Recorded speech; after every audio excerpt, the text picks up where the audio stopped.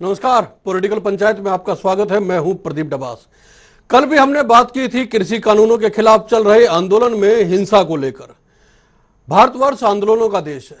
यहां लोगों ने बड़े से बड़े आंदोलन देखे हैं और उनसे होने वाले परिवर्तनों को महसूस भी किया है, लेकिन जिन आंदोलन में हिंसा शामिल हो जाती है या जनता में भय दिखने लगता है तो फिर वहां संशय कायम होने लगता है।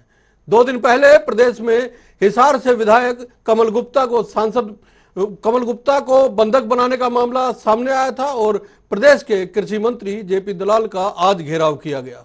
इस घटना से जेपी दलाल ने कहा है कि लोगों को अब किसान जत्थेदारियों से डर लगने लगा है। साथ ही उनका कहना है कि पिछले 10 महीने से सरकार हाथ जोड़ के बैठी है। वहीं कमल गुप्ता का कहना था कि आंदोलन का अधिकार सभी को है, लेकिन हिंसा को किसी भी सूरत में सहन नहीं किया जाएगा। लेकिन सवाल यही है कि आखिर शांतिपूर्वक आंदोलन में हिंसा शामिल कैसे हो सकती है? क्या इस तरह के बर्ताव से बातचीत का रास्ता खुल जाएगा? जिस मसले का हल बातचीत से होना चाहिए, वहां घेराव और हिंसा की गुंजाइश कैसे हो सकती है? क्या सरकार जानबूझकर आंदोलनकारियों की सुध नहीं ले रही है, इस वजह से घेराव हो रहे हैं? इन सभी बातों को लेकर आज फिर से चर्चा करेंगे। रंजीता मेहता जी हमारे साथ भारतीय जनता पार्टी से जुड़ गई है आज की चर्चा में हिस्सा लेने के लिए। अजय सिंगला साहब कांग्रेस से, विजेंद्र रेड्डू साहब इंडियन नेशनल लोकदल से और राजेश दहिया साहब किसानों के नेता हैं, आंदोलनकारियों के नेता हैं। आप सबका स्वागत है। लेकिन राजेश दहिया साहब, पहला सवाल फिर से कल की तरह आप ही से है कि देखिए, घेराव और हिंसा की गुंजाइश नहीं होनी चाहिए। हो सकता है आपकी मांगे जायज हो, सरकार उनको माने ना माने, या आपके और सरकार के बीच की बात है, लेकिन आम जनता को अब ये ना लगने लगे कि आप लोग किसी एक एंड पे आके हिंसक हो रहे हैं या उपद्रवी हो रहे हैं। डबा साहब, सारा झगड़ा जो है ये हमारे जो सरकारी मंत्री हैं, बड़े अफसर हैं, इनके कारण हो रहा है। क्योंकि इनका जो सिस्टम है वो टोटली फेल हो रहा है। अब जैसे हमारी ये जो खरीद थी धान की, उसको आपने देखा कितना बड़ा बवाल हुआ। पहले 25 तारीख दी गई, फिर 25 के बाद 1 तारीख दी गई। अभी 1 तारीख को कर देंगे तो किसान शांत रहे, लेकिन 1 के बाद एक चिट्ठी आ गई। अभी सेंटर से चिट्ठी आई है, अभी धान की खरीद 11 तारीख से करेंगे। तो किसानों ने, सभी एमपी विधायकों के घर का घेराव किया, शांतिपूर्ण घेराव किया, कोई झगड़ा नहीं किया। उसके बाद ये मसला शाम को कि आप इतवार से आपकी जो धान की खरीद वो चालू कर दी जाएगी। सरकार का जो सिस्टम था वो टोटली फेल था। वो दबाव में उसने हाँ कर दी, दबाव में सेंटर के वो ना कर दी। ऐसे सरकार नहीं चलती है। डबा साहब, सरकार चलाने के लिए एक सिस्टम होता है, उसका एक मैनिफेस्टो तैयार किया जाता है, उसके लिए एक अफसर की टीम होती है। वो सारी चीजें बेकार हो गई हैं। और जो हमारे अब ये कृषि मंत्री हैं, ये मुख्यमंत्री के साथ बैठ के ऐसे बड़े बड़े दावे कर रहे थे, अभी हम ये कर देंगे, वो खरीद कर देंगे, बाजरे खरीद कर देंगे। तो जब ये अगर भिवानी में आते हैं तो लोग इनसे मिलने जाएंगे तो क्या करेंगे? आप ये देखो, अगर आप जनता किसके पास जाएगी? जिस नेता को उन्होंने चुना हुआ है उनके पास ही तो जाएगी, और उनके पास कोई जवाब नहीं है तो वो लुटते फिरेंगे। इसमें आप कहते हैं कि हमने उनको बंद बना लिया या घेराव कर लिया। हमने किसी को बंद नहीं करवाते हैं, वो खुद अपने आप ड्राइंग रूम में या रेस्ट हाउस में छुप जाते हैं। आपने कहा कमल गुप्ता जी का केस जो है वो उसको सबको पता है कि उसको सिक्योरिटी चाहिए थी। जो आज के नेता हैं, आपने देखा होगा डबा साहब, पहले जो मंत्री होते थे, विधायक होते थे, वो लाल बत्ती लगा चलते थे और उनकी गाड़ियां सू करती है, 120 की स्पीड पे निकल जाती है टोल प्लाजा से भी। जब से हाई कोर्ट, सुप्रीम कोर्ट ने इसमें संज्ञान लिया, उनकी लाल बत्ती खत्म कर दी है, तो बड़े परेशान हो गए। तिल मिला के, जैसे मछली जो ना बगैर पानी तिल मिलाती है। उन्होंने एक नया एजेंडा निकाला कि हरियाणा के विधानसभा स्पीकर ने कर दिया कि झंडी लगा लो, एमएलए है, तो उससे उनका काम चल गया। अब इनको सिक्योरिटी चाहिए तो सिक्योरिटी। ये बात कोई मायने नहीं रखती कि जब आंदोलनकारी किसी भी एक सड़क पे इकट्ठा होते हैं, किसी का विरोध करने के लिए इकट्ठा होते हैं, जो आम नागरिक वहां से उस वक्त गुजर रहा होता है, क्या उसके भीतर एक मनोवैज्ञानिक भय तैयार नहीं होता है? क्या उसके भीतर एक मनोवैज्ञानिक भय नहीं बनता है? उसको यह नहीं लगता है कि किस तरह का कहीं यहाँ हिंसा ना हो जाए, कहीं यहाँ उपद्रव ना हो जाए, इस तरह का भय उसको लगता नहीं है क्या? ये तो भय डबा साहब जुडिशरी में हो चुका है। आज आपने देखा कितने जजों के तबादले कर दिए हाईकोर्ट से।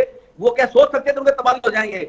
आज की डेट में इस भारतवर्ष के अंदर ऊपर से लेकर नीचे तक, चाहे वो न्यायाधीश हैं, चाहे अधिकारी हैं, जो कर्मचारी हैं या जनता है, सब परेशान है, सबको ये था कल क्या होगा। आज आपने देखा पेट्रोल के प्राइस बढ़ा दिए 40-30 पैसे, डीजल के 35 पैसे बढ़ा दिए, सिलेंडर के 15 रुपए बढ़ा दिए। आम आदमी क्या करेगा? आप ऐसे कह रहे हैं बैठकर टीवी पे रंजीता कि मेहता आम जी, आदमी तो रंजीता मेहता जी, दो सवाल है। है। रंजीता मेहता जी, दो सवाल हैं। एक सवाल ये है जो राजेश दहिया साहब की तरफ से कहा गया है कि आप लोग अपनी सुरक्षा जो छीन गई थी, जो जो जो आप लाल बत्ती का लुफ्त नहीं उठा पा रहे थे और जो सिक्योरिटी आपके पास नहीं थी, वो लेने के लिए आप जानबूझ के इस तरह के उपद्रव करवाते। और दूसरी बात यह है कि लोग त्राहिमाम हैं महंगाई से और अव्यवस्थाओं से, मंडियों में खरीद नहीं रही हो रही उससे, और जब आप लोगों के पास जाते तो आप जो है कमरों में बैठ जाते हैं और उसके बाद सुनवाई नहीं होती, तो क्या करें? घेराव ना करे तो? प्रदीप जी, आज सारी हरियाणा की जनता साक्षात देख रही है किस तरीके से आंदोलन जीवी और अजय भैया जी जैसे लोग उसके ऊपर चुटकियां लेते हैं, जिस तरीके के हालात पूरे हरियाणा के अंदर बनाए गए हैं, सारी जनता त्राहिमाम कर रही है। आज कौन विरोध कर रहा है? वो लोग विरोध कर रहे हैं जिनकी अपनी जमानतें जब्त हुई थी, और विरोध जिनका हो रहा है उनको प्रचंड बहुमत से लोगों ने जिताया था। नहीं, ये मुद्दे तो इलेक्शन से जुड़े हुए नहीं है ना रंजीता मेहता जी। ये मुद्दे तो किसानों से जुड़े हुए मुद्दे हैं। किसान कह रहे हैं कि उनकी सुनवाई नहीं हो रही है, इलेक्शन कहां से आ गया? मैं आपसे ये तो बता रही हूँ, आज जब हमने तारीख दी कि 10 तारीख को ऊपर से चिट्ठी आई कि 10 तारीख से खरीद शुरू की जाएगी, हमारे मुख्यमंत्री जी ने हमारे प्रदेश अध्यक्ष संजय जी इमीडिएटली सेंटर में बात कर वो खरीद जो है वो 3 तारीख से शुरू करवा दी। आप ये देखिए उसके बावजूद, क्योंकि मुद्दा वही है, ये लोग सिर्फ विरोध चल रहा है इनको, इसलिए बार बार कभी किसी विधायक के कपड़े पाटते हैं, कभी उसको नजरबंद करते हैं, कभी ये पंजाब के विधायक वो करते हैं, और फिर जिस तरीके से किसानों का मुखौटा पहनकर एक महिला अपने बच्चे के साथ 1.5 साल की बच्ची हो जाती है, उसके कार के शीशे तोड़ते हैं। करण कृष्ण बेदी जो हमारे यहाँ पे विधायक है, उनकी यहाँ पर दुनिया भर से बदसलूकी करते हैं। आज इनको किसने लाइसेंस दे दिया इस तरीके का राजस्थान माहौल कराने का? आज इनको किसानी के नाम पर, किसानों का आज मुखौटा पहनकर इनको लाइसेंस मिल जाएगा कि किसानों के नाम पर हम पूरे देश के अंदर, पूरे प्रदेश के अंदर जिस तरीके का राजस्थान का माहौल बनाना चाहते हैं वो बनाएंगे। आज मुझे एक बात का जवाब दीजिए, आज किस बात से भी इन्होंने जेपी दलाल जी को वहां पे नजरबंद किया? वो एक प्रोग्राम की इनोग्रेशन पे गए थे, कल कमल Gupta ji PWD rest house पे गए थे, वहां पर कोई मीटिंग नहीं थी, कोई प्रोग्राम। चलिए, जेपी दलाल जी की साउंड बाइट है, पहले वो सुन लेते, फिर आपका जवाब आगे बढ़ाएंगे। किसानों के बीच में ही रहता हूँ मैं, सारा दिन सुबह से शाम तक क्षेत्र में रहता हूँ, हर हफ्ते रहता हूँ। किसान मेरे साथ हैं। किसान के नाम पर राजनीति सेकने वाले लोग हैं कुछ, वो जो हमारे प्रदेश के नहीं दूसरे प्रदेश के जत्थेबंदियाँ हैं उनके इशारे पे काम करते हैं। उनको ये शर्म आनी चाहिए कि एक महिला कॉलेज के सामने जहाँ बेटियाँ पढ़ती हों, कम से कम उस क्षेत्र के उसके गेट पर आने का उनको कोई अधिकार नहीं था। जी, दलाल साहब कह रहे हैं कि सुबह से शाम तक किसानों के बीच रहते हैं और वहां पर भी आप नहीं छोड़ेंगे। एक इंसान आपके आगे हाथ जोड़ता रहेगा कि मुझे माफ कर दीजिए, और आप उससे जबरदस्ती कुछ कहलवाएंगे और उसको मौत के घाट उतार देंगे। ऐसा किठोर जो है वो किसान नहीं हो सकता। राजेश दहिया जी इस बात का जवाब दें कि जिस तरीके की ये चीजें की जा रही है, क्या वाकई ये किसानों की तरह की जा रही है? आज किसी को मौत के घाट अगर उतारा जा रहा है तो किसानों की तरह उतारा जा रहा है। आज महिलाओं और बच्चियों को भी आज यहाँ पे सुरक्षित नहीं छोड़ा जा रहा, तो क्या ये किसानों की तरह किया जा रहा है? बंगाल की युवती के साथ वहां पर रेप होता है और सब लोग मौन रहते हैं, क्या ये किसानों की तरह किया गया था? आप इस बात को सिचुएशन दें कि आप अपना आंदोलन कीजिए, संविधान बाबा भीमराव अम्बेडकर ने आपको दिया है कि आप अपनी बात को उठाएं, अपने हकों की लड़ाई लड़ें, आप शांतिपूर्वक प्रदर्शन करें, पर आपको किसी ने ये हक नहीं दिया कि आप विधायकों के शीशे तोड़ें, आप उनकी गाड़ियों का गिरा। मैं रेडू साहब और सिंगला साहब के पास आऊंगा, लेकिन उससे पहले एक छोटा सा जवाब संक्षिप्त 30 सेकंड में दहिया साहब जवाब दीजिए इसका। डबा साहब, एक आदमी तो 4 दिन से भूखा बैठा हो और एक आदमी रबड़ी खा रहा हो, तो ऐसा कौन सा आदमी होगा जो उसके हाथ से रबड़ी छीन नहीं खा लेगा? मैडम जी कह रहे हैं किसको अधिकार नहीं है। अरे अधिकार तो आप लोगों को नहीं है, जो इतना आप रेट बढ़ा रहे हैं बार बार। आज जनता भूखी बढ़ती क्या करेगी? अभी तो आपके लत्ते पड़े हैं, अगर ये हालत हो जाएगी तो आपके जो है ना, ये जो लत्ते साथ साथ आपके जो शरीर है ना, ये इसके टुकड़े भी खा देंगे लोग बाग। भूखे मरते क्या करेंगे? आपने कभी जनता के बारे में सोची है कि रोजाना 35 पैसे तेल बढ़ जाता है? क्योंकि कंपनी हमारे हाथ में नहीं है, आपके कंट्रोल में नहीं है, फिर सरकार किस चीज की बनी हुई आपकी?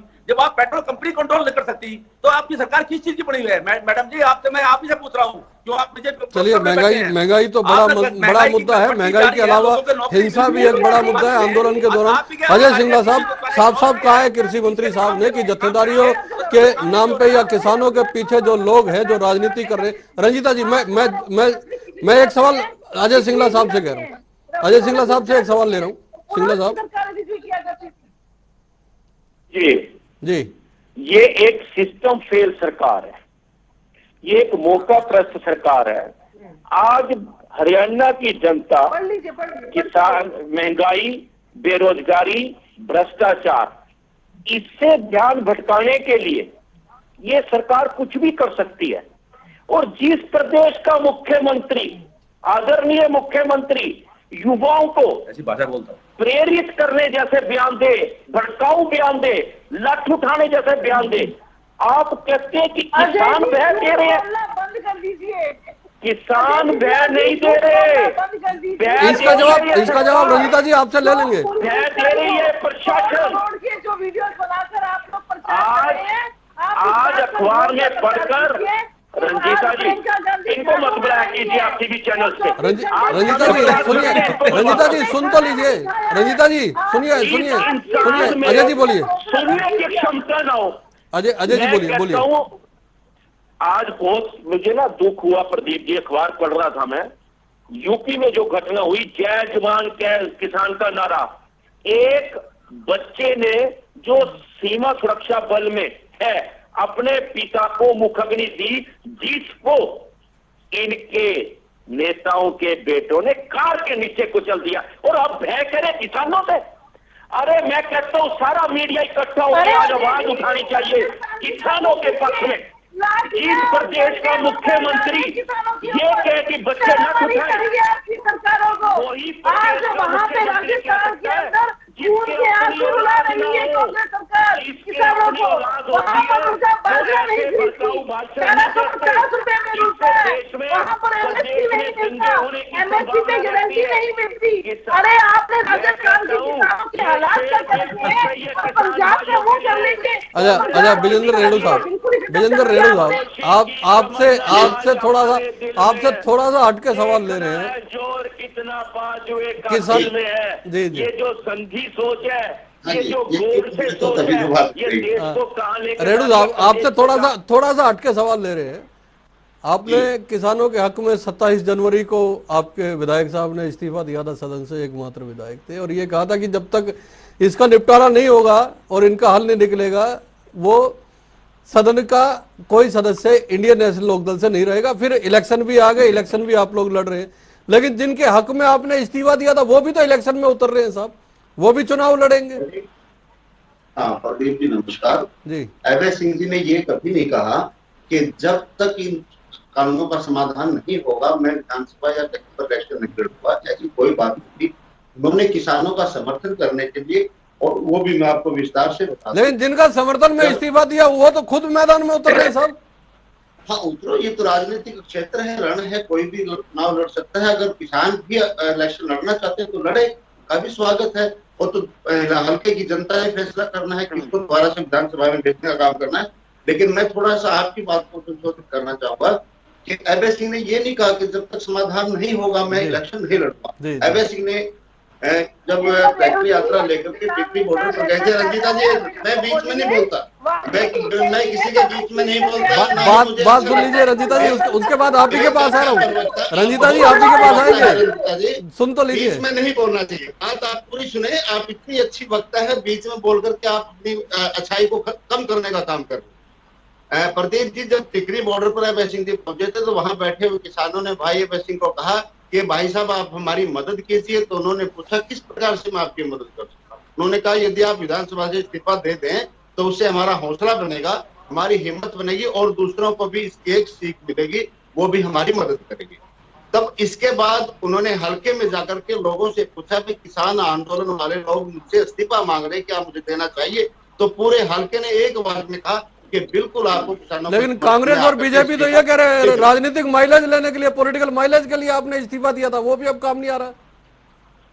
नहीं नहीं, वो बिल्कुल काम भी आएगा। और प्रदीप जी, मैं आपसे जानना चाहता हूँ इन साथियों से कि एक राजनीतिक आदमी यदि प्रदेश की जनता किसी भी कारण से परेशान है, दुखी है, सरकार ने तंग कर रखा है, तो राजनीतिक आदमी यदि उस वर्ग की मदद करने के लिए नहीं उतरेगा तो क्या उतरेगा?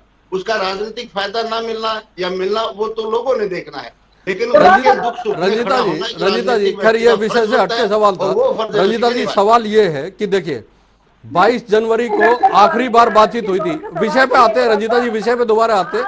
सुनिए, विषय का विषय ही है। आज किसान मोर्चा ने अनाउंस किया है कि वो चुनाव में उतरेंगे। सवाल तो सुनिए। उन्होंने अपना कैंडिडेट भी फाइनल कर दिया। आज मैं इंटरनेशनल अच्छी लोग बात है, कहती बढ़िया हूँ कि बात, जो उतरो, इंग्लिश कोई भी खासकर उतरो। अपनी रंजीता हो जी, रहे आप थे, दो उतारिए। ये पूछिए कि आपने आज नब्बे अगर से किसान 70 के कैंडिडेट ले लिया, के लिए आप दो चढ़ाओ, इसमें क्या फर्क पड़ता है? उनका तो दावा ये है ना रंजीता जी, सुनिए, सुन तो लीजिए रंजीता जी, रंजीता जी सुनिए, सुन लीजिए। उनका दावा तो यह है कि उन्होंने तो कम से कम इस्तीफा दे दिया, समर्थन में आन खड़े हुए। ये इनका दावा यह है कि कम से कम ये समस्याएं समझते तो है किसानों की। आपने तो 22 जनवरी के बाद से अब 6 सितंबर आ गया है, 9 महीने पूरे हो गए। आप लोगों ने बातचीत का ऐसा तार तोड़ा है जो जुड़ नहीं रहा है, तो हिंसा भी होगी, आपको यह सब झेलना भी पड़ेगा। ये राजेश दहिया साहब भी कह रहे हैं कि फ्रस्ट्रेशन में आदमी करेगा क्या, वो छीन के खाएगा। प्रदीप डब्बास साहब, किसानों की भलाई के लिए 11 दौर की बातचीत की है सरकार ने, और जिन किसान भाइयों से की थी, आज वो खेतों में काम करके अपने फसलों का सबसे ज्यादा एमएसपी ले रहे हैं। आज 11 फसलों का डायरेक्ट पैसा उनके अकाउंट में जा रहा है। आज बर्तन उत्पाद हो रही है तो उनको रेट भी मिल रहा है। जो ये मुट्ठी भर लोग आंदोलन नहीं कहूंगी, जो आज वो खोटा पहनकर बैठे हैं, ये असल में किसान नहीं है। अगर वाकई किसानों के हित के हैं इंडियन नेशनल ऑब्जर्वर में, आज किसान मोर्चा का प्रतिनिधि वहां से लड़ना चाहता है तो अपनी सीट छोड़े ना, उनको नहीं, सवाल तो ये है ना कि आप सुनिए रंजीता जी, आप सुनेंगे नहीं, वो बैठे हुए हैं लगातार, फिर आपको घेराव से भी दिक्कत है। देखिए, लोगों में बुराई है, ये बताए ना, और इंसान झंडा क्या ऐसे रहेगा? सभी बोलोगे रंजीता जी, हमारे पास आपका हर प्रश्न का जवाब है, लेकिन आप सुनती तो हो नहीं, अपनी अपनी बात कह रही हो। ये कानून हटने के बाद आप अपना महिला होने का फायदा उठा रही हो, अपनी अपनी बात कर रही हो, किसी की सुनती नहीं हो। ऐसा नहीं, अगर सुना ऐसा नहीं नहीं, तो फिर क्या? वो बेहतर वक्ता है, आप भी बेहतर वक्ता है ना। वो नहीं, राजेश दहिया साहब, राजेश दहिया साहब, बोलती जा रही है। सरकार लगातार किसानों, कम से कम हरियाणा सरकार का यह दावा है, रंजीता जी के माध्यम से यह कहना है कि किसानों की हर फसल खरीदी जा रही है, जो नुकसान होता है उसकी भरपाई की जाती है, खाते में पैसा आता है, किसानों को जहां भी कोई दिक्कत होती है वो समाधान करने की कोशिश की जाती है। कम से कम हरियाणा का किसान तो खुशहाल है, ये भारतीय जनता पार्टी का दावा है। फिर यहां के नेताओं के साथ इस तरह का बर्ताव क्यों है? प्रदीप जी, मैं बोलूं? नहीं, ये मेरा दहिया साहब से सवाल था। और मुझे आवाज नहीं आती डब्बास साहब। रंजीता मेहता साहब जी। डब्बास साहब, हरियाणा का किसान जो ना वो संघर्षशील है, वो अपनी मेहनत के दम पे पैदावार करता है, और जितनी पैदावार हरियाणा से होती है इतनी बाकी इंडिया से भी नहीं होती होगी। अब ये सोचते हैं कि अगर हम कमाते 100 रुपए का, हमें दे 10 रुपए का, कैसे काम चलेगा?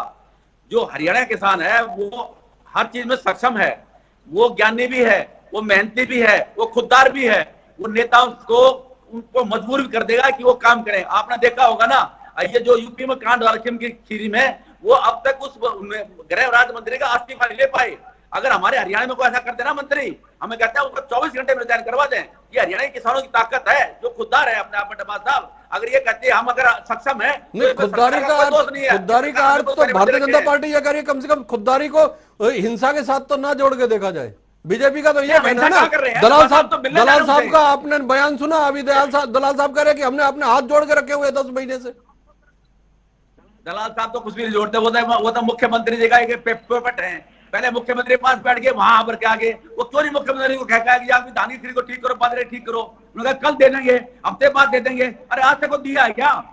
अच्छा सिंगला साहब, भारतीय जनता पार्टी लगातार ये कह रही है बीजेपी कि ठीक है, आंदोलन का अधिकार सबको है, आंदोलन कीजिए, आपको अपनी बात रखने का, विरोध करने का, कोई चीज आपको ठीक नहीं लग रही है उसके खिलाफ बोलने का अधिकार है, लेकिन उसमें हिंसा कैसे शामिल हो सकती है? परसों कमल गुप्ता जी ने भी ये बात कही, आज आज जो है जेपी दलाल साहब ने भी ये बात कही है, तो हिंसा का समर्थन कैसे हो सकता है?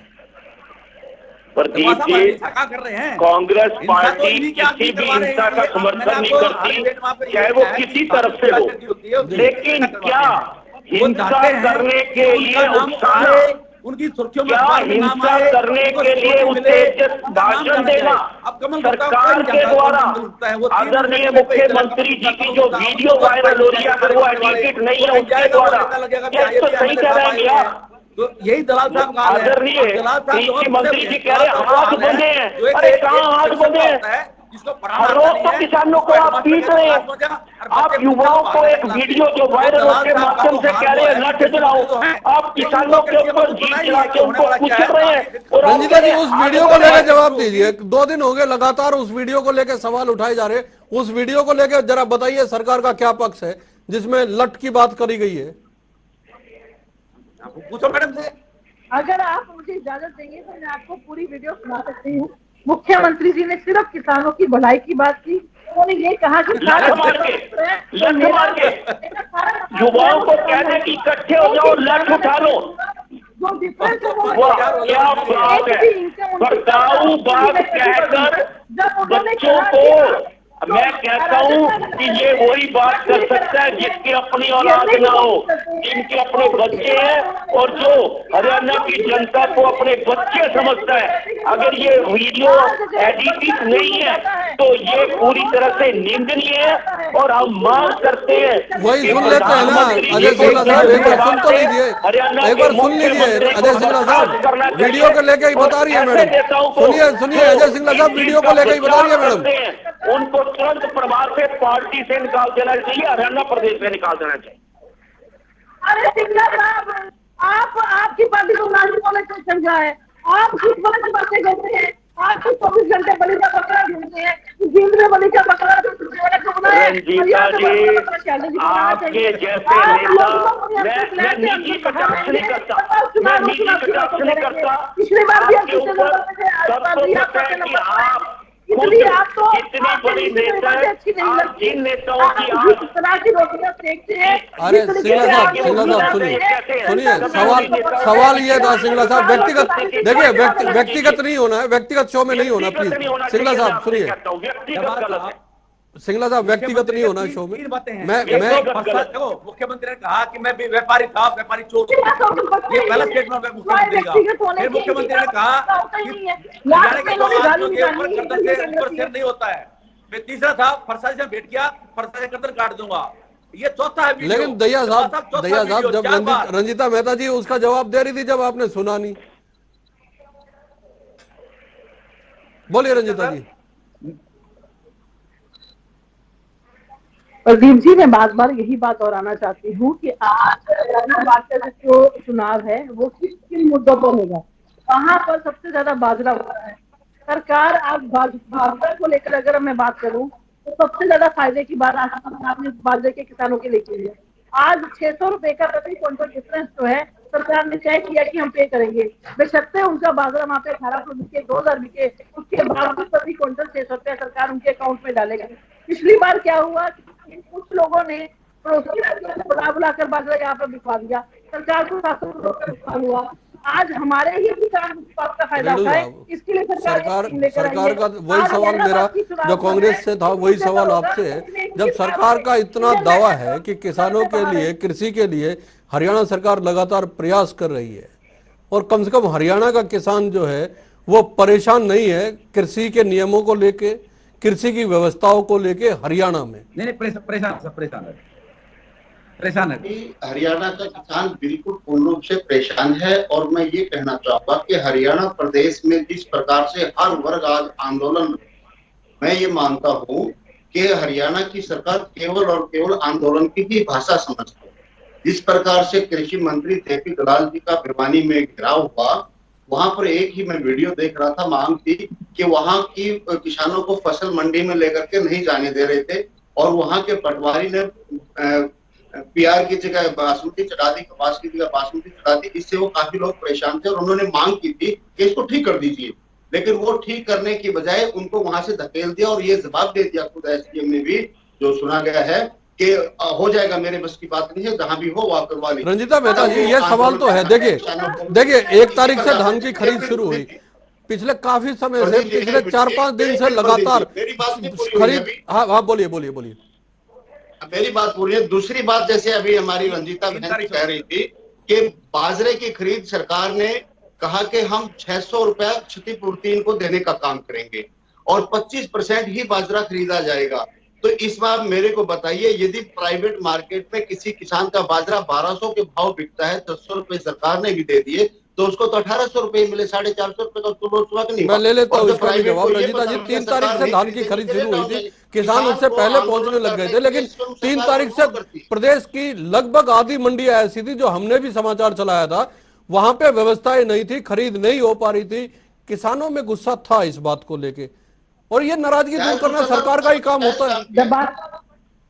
अब बातों को इधर उधर घुमा देते हैं। 25 जून को इन्होंने फसल लगाई, 25 सितंबर जब तक मुद्दे पर बात बताइए रंजीता जी, आज का जो मुद्दा है जेपी दाल का घेराव क्यों किया गया, उसके ऊपर बात कीजिए आप, उसका जवाब दीजिए। कभी आप उसको यूपी में ले जाते हैं, कभी जो है इतिहास में ले जाते हैं। शुरू करवा दी, हर चीज को कर रही है सरकार, सिर्फ विरोध के नाम पर विरोध, आशंकाओं पे।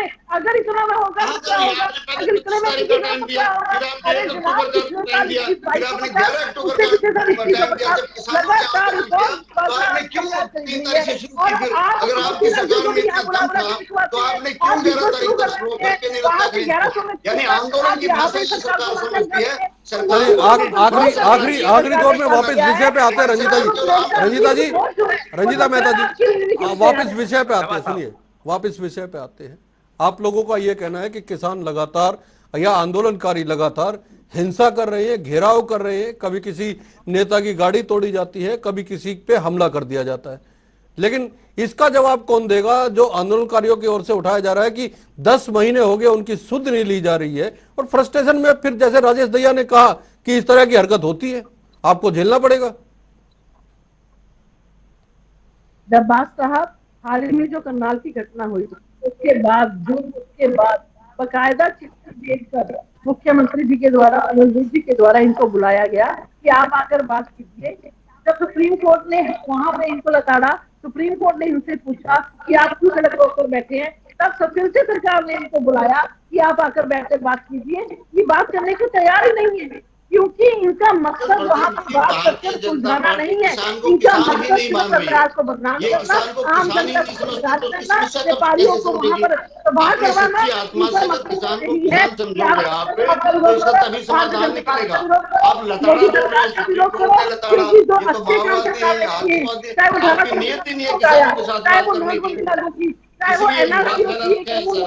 लेकिन बात तो ये है ना कि अब देखिए, अब इसके समाधान की तरफ बढ़ना आवश्यक हो गया है, क्योंकि लगातार इस तरह की बातें सामने आ रही है, दोनों तरफ से टकराव की स्थिति बढ़ती जा रही है या बनती जा रही है। दहिया साहब, कैसे, क्या रास्ता क्या है समाधान का?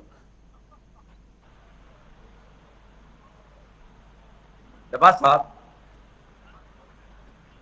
मैडम ने काफी बोल लिया। अब जैसे धान की खरीद शुरू करी 3 तारीख से, आपने खुद देखा कि मंडी व्यवस्था ठीक नहीं थी, ऊपर से कंडीशन लगाती कि 25 क्विंटल से ऊपर जो जिसका धान निकला है उसको नहीं खरीदेंगे। सेम पोजीशन बाजरे कर दी, 25% लेंगे। आज जो मुख्यमंत्री जो कह रहे हैं कि करनाल का होगा, नहीं, सवाल ये है ना कि देखिए जो टकराव, जो स्थिति बिगड़ी हुई है इस समय, जो अविश्वास की स्थिति बनी हुई, वो परेशान जो है। दहिया साहब, सवाल ये है, चाहे धान हो और चाहे 3 कृषि कानून हो, जो अविश्वास की स्थिति जो वर्तमान में आंदोलनकारियों और सरकार के बीच, या प्रदेश के किसान और आंदोलनकारियों के बीच, या किसान या सरकार के बीच जो स्थिति बनी हुई है ना, उसको लेके वापस बहाल करने के क्या रास्ते हो सकते हैं? ये तो भारतीय जनता पार्टी और जो आप लोग इस समय जो जिनको ये लोग किसान नहीं मानते, बातचीत तो उन्हीं के बीच होनी है ना, कैसे ये बहाल होगा? रास्ते हैं। केस गया, जैसे मैडम सुप्रीम कोर्ट की बार बात कर रही है, सुप्रीम कोर्ट ने रिपोर्ट तो ना उसको ओपन भी नहीं किया। वो इस इंतजार में कि मोदी साहब कहेंगे तो रिपोर्ट ओपन होगी, नहीं तो नहीं होगी। ये अच्छी बात नहीं होती है, इसलिए इससे विश्वास टूटता है जुडिशरी का भी। दूसरी बात ये है कि हमारे 3 काले कानून जो है उस पे हमारे मोदी साहब संज्ञान लें और कह दें भाई ये कैंसिल कर दिए हैं और नए सिरे से लगाएंगे, हम उनके घर चले जाएंगे। तीसरा, ये आपने कहा कि विश्वास नहीं है, विश्वास कैसे होगा? आज भी मोदी साहब जो है वो मध्य प्रदेश के मुख्यमंत्री से डायरेक्ट संवाद कर रहे हैं। आखिरी 20 सेकंड है, मैं लिखित 10-10 और सेकंड की कहने के टिप्पणी बारे में लूंगा। एक वक्त नहीं बोल सिंगला पा रहे साहब, हैं। अभी वहां पर क्या सीधा हुआ है? सीधा सीधा एक कमेंट, समाधान के रास्ते कैसे निकलेंगे? बातचीत बंद है 10 महीने से। प्रदीप जी, प्रजातंत्र में प्रजा देश की मालिक होती है और आज देश का अन्नदाता 10 महीने से सड़क पर बैठा है अपनी मांगों के लिए, सही मांगों के लिए, और तानाशाही सरकार चला रही है। जब प्रजातंत्र में प्रजा की बात नहीं सुना जाती तो गांधी जी के द्वारा दिखाए गए रास्ते पे आंदोलन रेणु साहब होते 10 हैं। सेकंड में खत्म कीजिए, मेरे को वाइंड अप करना है। और हम यदि इसी अपनी भी सच्ची आत्मा से किसानों को किसान मानने लगेगी तो इसका समाधान भी निकल जाएगा। सरकार किसानों को किसान ही नहीं मान रही है। इनको कभी जो है ना माओवादी बोलते हैं, कभी आतंकवादी बोलते हैं, और ऐसी विपक्ष का भाषा कहना है जैसे कि अभी- सरकार जब किसान मानने लग जाएगी तो समाधान भी निकल जाएगा।